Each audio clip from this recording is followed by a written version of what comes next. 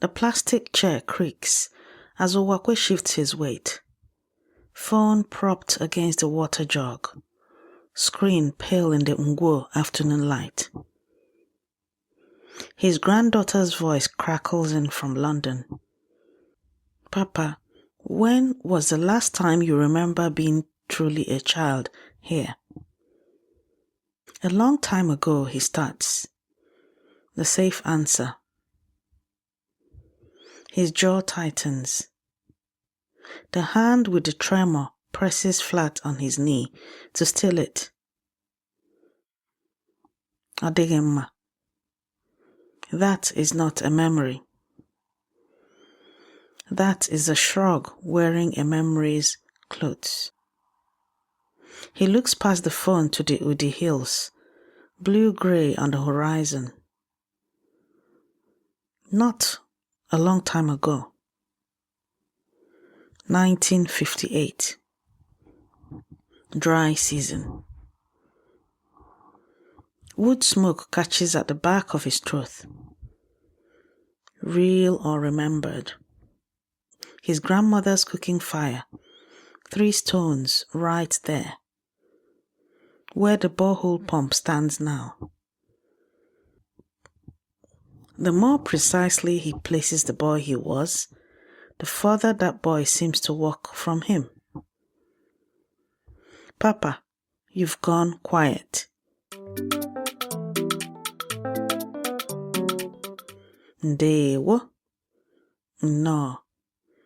I am Yvonne Mbanefo, heritage futurist and daughter of the soil. Welcome to Igbo Daily Drops, Episode 126, Week 26, Day 1, Monday.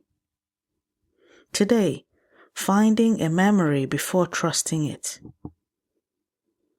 In Igbo customary testimony, before an elder council would credit an account, the witness fixed it in place and time first. A memory without location has rumor. Ka anyị bido. Let us begin. He answers her plainly. His grandmother taught him this. A memory that cannot say where and cannot say when is not a memory anyone can trust. It is gossip wearing better clothes. In Ngwo, before the Ibe, the hearing under the ogilisi tree, nobody accepted sometime or somewhere. You named the compound. Anyị biri n'ụlọ ochie, he says, testing it. Not any house. That house. Nobody has asked where the borehole came from either. Today, 3 sentences. They hand someone the exact address of a memory. Repeat after me. Sentence 1. Anyị biri n'ụlọ ochie. In English, we lived in an old house.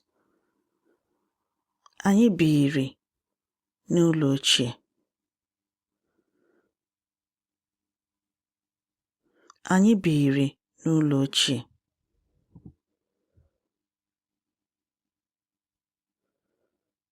Anyị biri n'ụlọ ochie.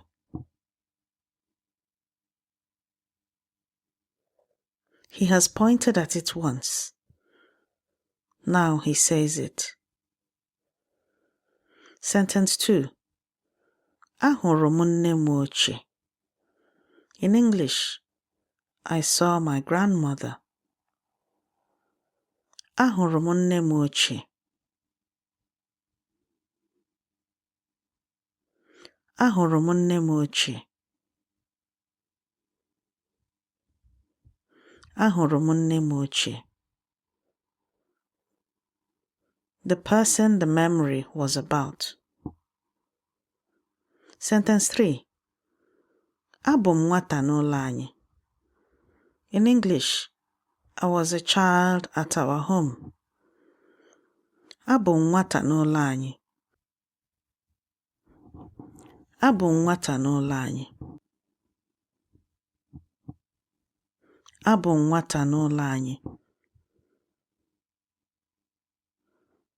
The when answered.